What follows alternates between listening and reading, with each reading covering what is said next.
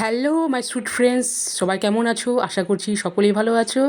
R welcome back to my another blogs with Mina. আর আজকে তোমাদের কাছে শেয়ার করতে চলে আসলাম তোমাদের আমার সবার প্রিয় তেঁতুলের চাটনি। একদমই অল্প সময়ে আর খুব কম উপকরণে ঝটপট তৈরি করলাম তেঁতুলের চাটনি। তাই চলো গাইজ, তোমরা প্রথম থেকে শেষ পর্যন্ত দেখতে থাকো আর সাবস্ক্রাইব করে দিয়ে পাশে থেকো।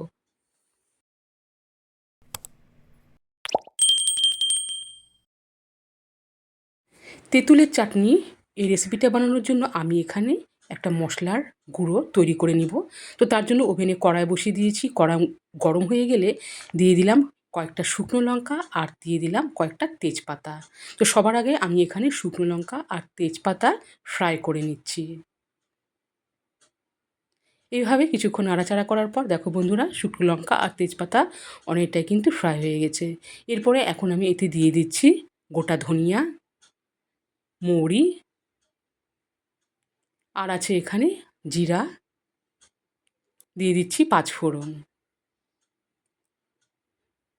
সব গোটা মশলা আমি দিয়ে দিলাম মিডিয়াম আঁচে রেখে। এবারে আমি নাড়িয়ে নিচ্ছি আর এইগুলোকে আমি ফ্রাই করে নিচ্ছি। তো দেখো বন্ধুরা, খুব তাড়াতাড়ি কিন্তু এই গোটা মশলাগুলো এখানে আমি ফ্রাই করে নিলাম। এরপরে আমি কিছুক্ষণের জন্য ঠান্ডা হওয়ার জন্য রেখে দিব।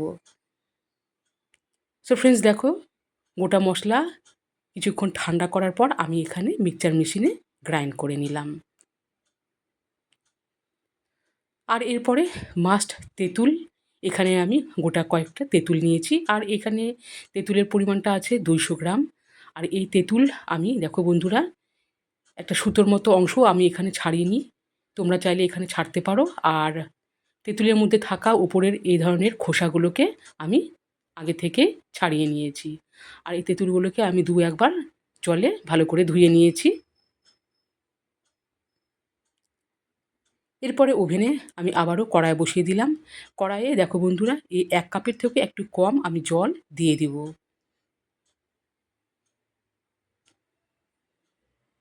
জল ফুটে উঠলে আমি এখানে নিয়েছি গুড়। এবারে আমি গুড়টা দিয়ে হাই হিটে রেখে নাড়িয়ে নেব।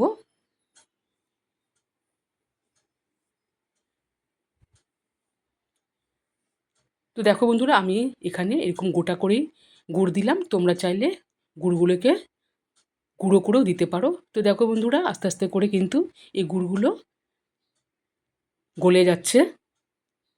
আর এখন কিন্তু পুরোপুরি এই গুড়গুলো একদম গলে গেছে। আর তোমরা দেখতে পাচ্ছ ফুটতে ফুটতে কতটা ফুলে উঠেছে। আর এই গুড় দেওয়া জালটাও আমার কিন্তু হয়ে গেল। এবারে আমি ওভেনের আঁচটা কমিয়ে দিয়ে দেখাচ্ছি। এই যে দেখো বন্ধুরা, জাল দেওয়া গুড়ের পরিমাণটা কতটা হয়েছে। এখন আমি দিয়ে দিচ্ছি তেঁতুলগুলো। সমস্ত তেঁতুল আমি দিয়ে দিলাম। এবারে আমি মিডিয়াম আঁচে নাড়িয়ে নিচ্ছি।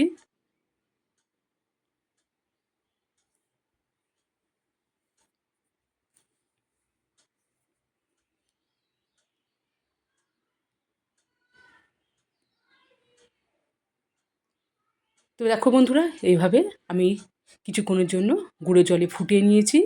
আর এরপরে এতে দিয়ে দিচ্ছি লবণ। তোমরা চাইলে এখানে লবণের পরিবর্তে বিট নুনও দিতে পারো। এর স্বাদও কিন্তু ব্যাপক হয়। তো সামান্য পরিমাণে লবণ দিলাম। লবণ দিয়ে এবারে নাড়িয়ে নিচ্ছি, যাতে লবণগুলো বেশ ভালোভাবে তেঁতুলের সাথে মিশে যায়। আর খাওয়ার সময় টক, ঝাল, নোনতা, মিষ্টি এরকম একটা দারুণ স্বাদ হবে। তোমরা দেখেই আন্দাজ করতে পারছো। এখন আমি এই তেঁতুলের আচারটাকে নামানোর আগে এখানে এই গুঁড়ো করা মশলা, তবে সব দিব না, যতটুকুন দরকার আছে আমি ততটুকুনি এখানে গুঁড়ো মশলার গুঁড়ো ব্যবহার করব। গুঁড়ো মশলা দিয়ে দিলাম। দিয়ে এবারে কিন্তু ওভেনের আঁচটা একদম আমি লো করে রেখে দিয়ে কিছুক্ষণের জন্য নাড়িয়ে নিচ্ছি।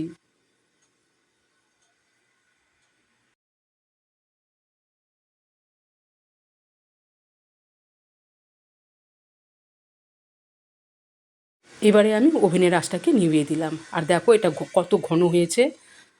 আর এখন এই তেঁতুলের চাটনি রেডি। সো ফ্রেন্ডস দেখো, কড়াই থেকে আমি এভাবে একটি পাত্রে এই তেঁতুলের চাটনি সার্ভ করছি। আর এটা করতেও কিন্তু বেশি সময় লাগে না। তাহলে তেঁতুলের চাটনি রেসিপিটাও রেডি।